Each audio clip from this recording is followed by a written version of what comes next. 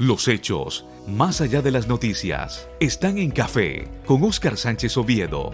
A continuación, nuestro sorbo principal. Para llegar a la celda donde está recluido Olmedo López Martínez, hay que caminar el equivalente a 4 o 5 cuadras de un barrio de Bogotá. Pero esa tarde no camino por la ciudad, sino dentro del complejo militar de Puente Aranda, mientras una tensión leve y persistente me recorre el cuerpo. Avanzo por ese lugar mientras repaso las preguntas que le voy a hacer y anticipo los cabos que no puedo dejar sueltos. De pronto, aparece una certeza. No va a ser fácil estar frente a frente con el hombre preso ahí. Precisamente porque yo, como periodista, lo denuncié. Henry, ¿sabe de dónde estoy leyendo este fragmento? Óscar, no tengo conocimiento. El desastre de los decentes, de Paula Bolívar Pinilla. ¿Y usted sabe quién es Paula Bolívar? Pues nada más y nada menos que una de las periodistas del momento en Colombia. Es comunicadora social y periodista con maestría en gerencia de la transformación digital de la Universidad Externado de Colombia.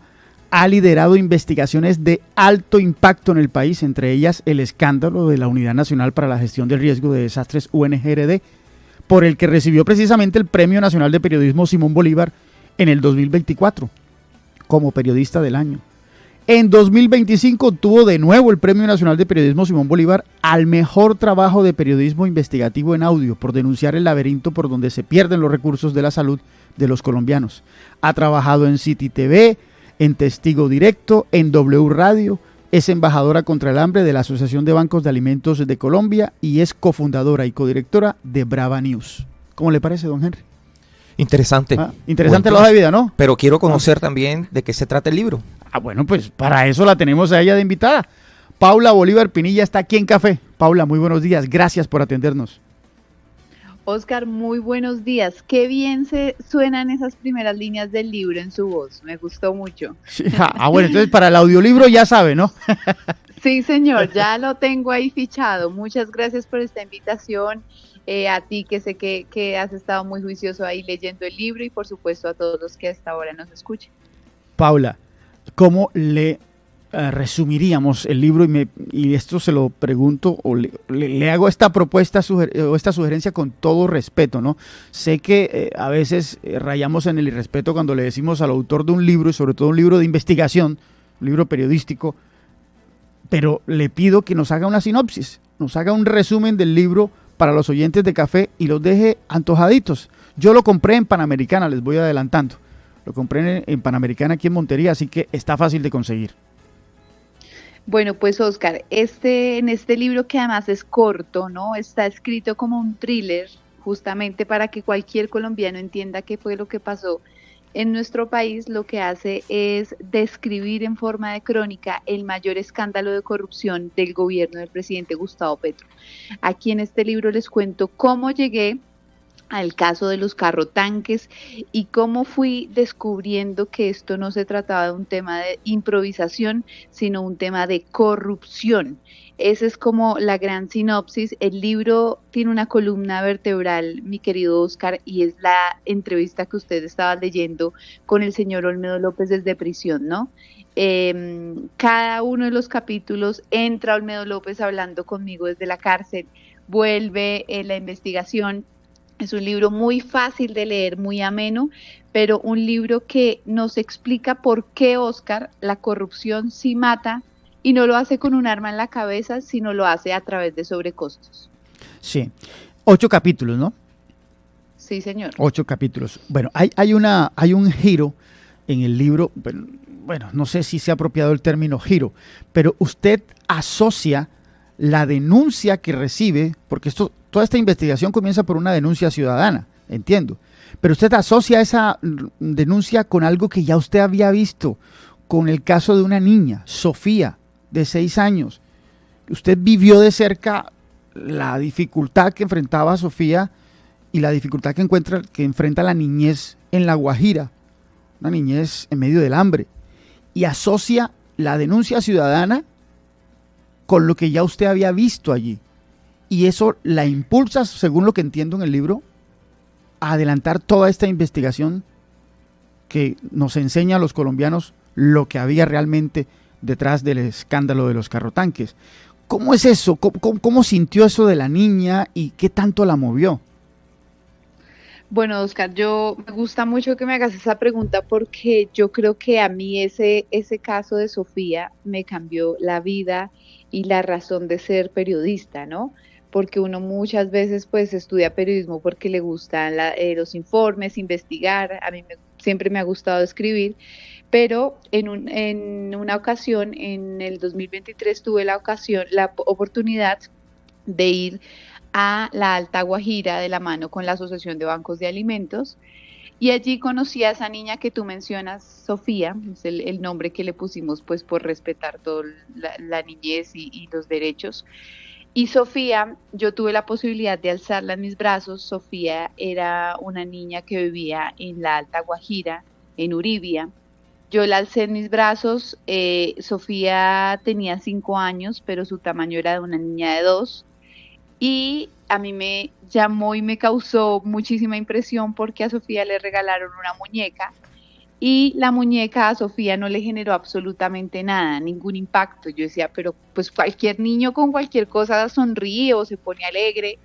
Y pues realmente yo le pregunté al doctor que iba con nosotros, le dije que por qué a Erika no le generaba nada una muñeca y él me dijo que Erika hacía parte de los niños que en Colombia sobreviven a la desnutrición crónica, por lo tanto la poca energía que tenía Erika solo la podía utilizar para comer, ella no tiene energía adicional. Y es que normalmente cuando uno almuerza, uno se queda como con ganas de dormir, ¿no? Que uno no quiere hacer nada más sino tomar una siesta, porque el intestino, pues para poder alimentarse, tiene que usar toda la energía allí, en la zona del abdomen, del estómago. Entonces, Erika, esa fue la respuesta de él, y efectivamente, minutos después le trajeron la lonchera a Erika, yo la tenía alzada en mis brazos. Me acuerdo muy bien porque estaba calientita por el desierto, todo su cuerpo calientico, flaquita, chiquita, y le traen la lonchera, y entonces yo le empiezo a dar a Erika la lonchera. Entonces saco una cajita de jugo, y Erika parecía otro ser humano, parecía llena de energía, apenas vio el jugo, se chupó el jugo de un solo tiro, luego se comió el sándwich de un solo tiro, y luego se comió el banano. Y yo dije, bueno, pues en mi ignorancia, yo dije, bueno, Erika ya se va a poner alegre, va a jugar, va a correr. Y no, Erika volvió a quedar como un ente, como si no tuviera alma, como si no tuviera absolutamente nada. Y realmente eso sucedió porque Erika tiene un daño neuronal que le causó el hambre y la sed en su cerebro. Erika no piensa igual que nosotros, no tiene la posibilidad de pensar. Erika no puede ir al colegio, Erika no podrá ir a la universidad, Erika tendrá 58% ingresos menos que cualquiera de nosotros. Erika no podrá leer El desastre de los decentes para saber qué pasó en su región y cómo se robaron los carrotanques. Y eso a mí me causó un impacto muy grande. Incluso el resultado de eso, hice unas crónicas para la W Radio que se llamaban Yo también quiero ser inteligente. Yo decía, ¿cómo es posible que a una niña le quiten la posibilidad básica humana que es pensar? Ella no puede pensar porque nadie le dio comida ni agua. Entonces, luego de que yo hice esas crónicas, 6 meses después, cuando me llega la alerta de que hay unos carrotanques abandonados, esa comunidad, los familiares de Erika, los del Banco de Alimentos de La Guajira, fueron quienes me confirman a mí que los carrotanques no habían llevado agua. Entonces pareciera, Oscar, sí, como tú dices, que eso tenía que ir así, ¿no? O sea, como que yo tenía que ir, estar con la comunidad de La Guajira. Ellos, pues obviamente creamos una confianza muy, muy bonita, y fue esa misma comunidad la que me dice, oiga, aquí no ha llegado una sola gota de agua para los de La Guajira. ¿Paula Bolívar es creyente? ¿Cree en Dios? Sí, señor, muy creyente. Es lo primero que hago antes de cuando me despierto y cuando me acuesto, católica. Ok. ¿Ha creído en algún momento que Dios la puso ahí en la Alta Guajira a que conociera la historia de esta niña, preparándola para lo que se venía después? Sí, Sí, mira que nunca me han hecho esa pregunta, pero yo sí creo que Dios me puso ahí porque no puede ser, Oscar, tanta coincidencia todo, ¿no? Entonces, a mí me pone yo voy en abril del 2023. Yo voy en abril porque me invitan desde la Asociación de Bancos de Alimentos. Luego, Oscar, yo voy en junio y en junio yo voy por vacaciones. Y cuando yo voy en junio están todos los de la UNGRD y están todos los ministros allá en La Guajira. Hasta el presidente estaba allá. Porque pues tú sabes que en La Guajira pues uno se encuentra con todo el mundo. Entonces yo estoy en abril, yo estoy en junio cuando el gobierno se va a gobernar desde allá con todos sus ministros y luego ya me llega esta denuncia. Entonces yo sí creo que a mí me pone Dios ahí porque sabe cuáles mis intereses de las denuncias, sabe que yo sí le iba a poner cuidado. Claro, claro. Sí, somos un instrumento muchas veces, pero no lo entendemos hasta que tenemos en nuestras manos un libro como El desastre de los decentes. ¿Qué tan incómodo es tener que reunirse con el tipo que está preso justamente por una denuncia que uno hizo como periodista? Pues yo todavía no he tenido que ir a entrevistar al tipo preso por las crónicas que he hecho. ¿Cómo se siente eso? Bueno, eso da un miedo, por no decir otra palabra, Claro. Oscar. Un susto, una angustia, además que es uno dedicarle todo el día a eso, ¿no? Entonces es pues mientras uno llega, mientras la seguridad, y uno tiene todo ese fragmento de tiempo para pensar qué va a hacer. Yo lo esperé el primer día como 3 horas, y cuando llegó me dio un susto.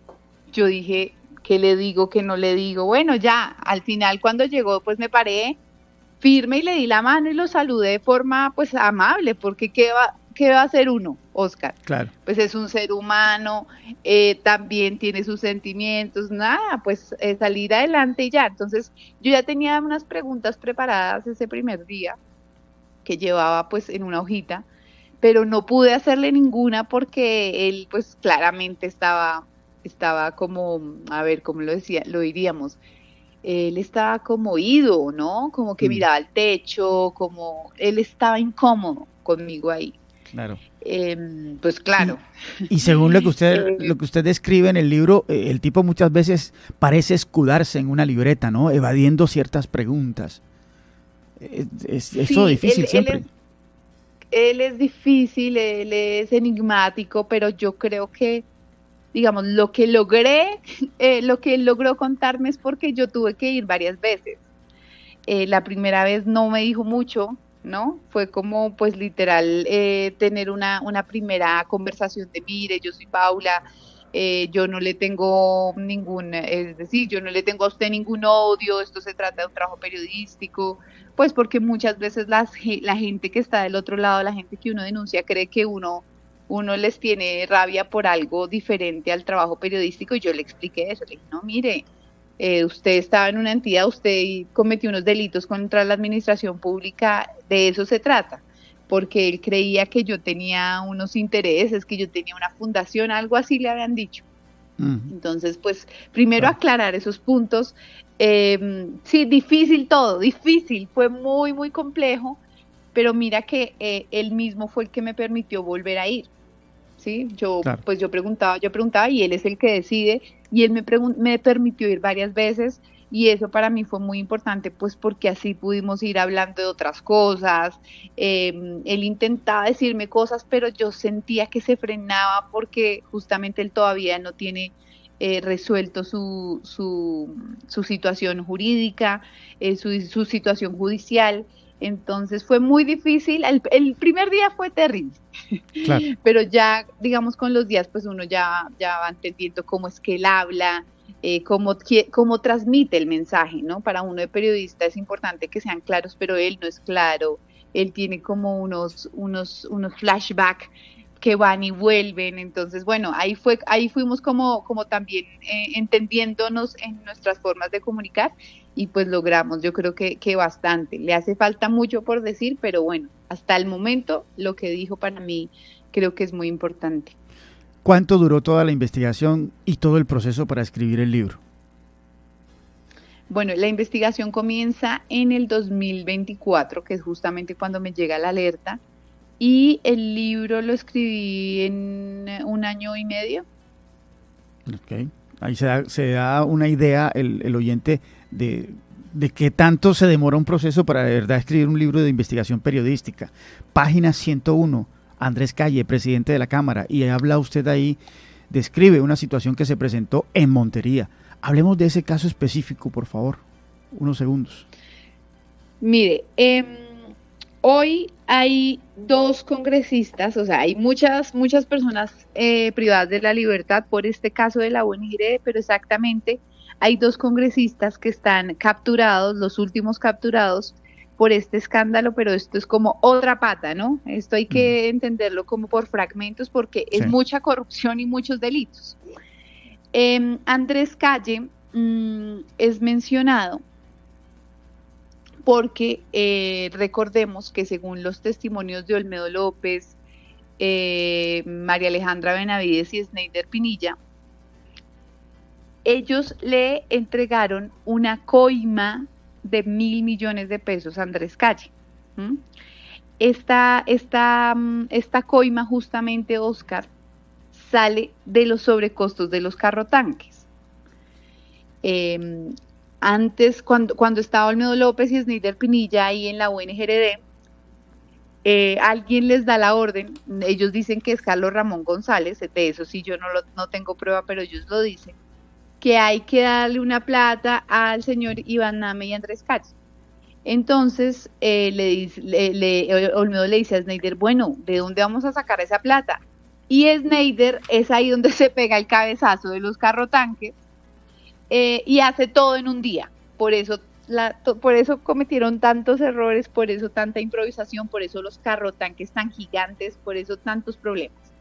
Y ellos hacen todo ese proceso y tenían que conseguir 4.000 millones de pesos. De esos 3.000 millones iban para Iván Name y 1.000 millones de pesos para Andrés Calle. Según las pruebas que ha entregado a la Fiscalía y a la Corte Suprema de Justicia Sneider Pinilla, él le entrega justamente creo que es en octubre del 2023, le entrega a Andrés Calle 1.000 millones de pesos, y la prueba que entrega Sneider es el tiquete, la ubicación, la georreferenciación del celular, la fotografía, los chats con su conductor. O sea, él entrega una serie de pruebas que coinciden para la justicia, para poder dar orden de captura a Andrés Calle. Entonces, lo que sucede en Córdoba es que Sneider se encuentra con Andrés Calle en su apartamento en Córdoba, en Montería, y es allí donde le hace como una primera entrega de la coima por 1.000 millones de pesos. Claro. Aquí, esto es una cosa absurda, y es que mientras ellos hacían esa entrega, ellos también tenían una visita en esa región, en el departamento, con Olmedo López. Y entonces ellos dijeron, bueno, nos queda perfecto porque podemos usar eso como de gancho o de estrategia para decir que estábamos haciendo un tema de ollas comunitarias, y claro, así pues Sneider Pinilla vaya, aprovecha y le entrega la plata a Andrés Calle en su apartamento. Bien. Oyentes, hay que dejar en claro que ¿por qué se hace esto a través de la UNGRD? ¿Por qué se hace este entramado corrupto utilizando precisamente a esa institución? Hombre, porque por allí se pueden manejar los recursos sin tanto control, sin tanto filtro. La ley permite que se manejen los recursos sin tener en cuenta lo que pasa con el régimen especial de contratación. Es un régimen especial de contratación, mejor dicho, que permite omitir la ley 80 de 1993, que es la norma que rige la contratación pública en Colombia. Esto no es porque, no se los estoy diciendo porque yo sea un experto en el tema, sino porque también lo leí en el libro, en la página 28, hace parte del contexto que nos regala su autora, Paula Bolívar Pinilla. Paula, ya para terminar, ¿por qué todos los colombianos deberíamos leer El desastre de los decentes? Bueno, todos los colombianos deberían leer El desastre de los decentes para entender por qué tenemos que apropiarnos de nuestras entidades y cómo unos sobrecostos que uno diría, ay, pero solo fueron unos sobrecostos de unos carrotanques, cómo la corrupción termina afectando a todo un país. Y lo vuelvo y lo digo, y cómo la corrupción sí mata, y no lo hace con un arma en la cabeza, sino lo hace con sobrecostos en carro tanques, con ollas comunitarias vacías y con jagüeyes sin construir. Deberían leerlo para que primero entiendan qué fue lo que pasó en nuestro país con la UNGRD y además que sepan qué es la UNGRD, pero también para que pasen un rato ameno leyendo un buen libro. Así es. Paula, gracias por su tiempo para Café. Voy a terminar con una infidencia. Aquí veo en su biografía que nació en 1992 y me sorprende que una periodista tan joven ya haya hecho tanto por el país. En el 92 yo estaba terminando el bachillerato ya. Hágase una idea de la diferencia de edades. Paula, gracias por su tiempo. Ay, no. Bueno, Oscar, muchas gracias a ti por esta entrevista tan bella, tan preparada y pues gracias también a todos los oyentes. Los invito a leer El desastre de los decentes, que ya está en todas las librerías y en 2 semanas estaremos en la Filbo. Dios mediante. Y ahí nos veremos. Gracias. Un abrazo. Gracias. Igual.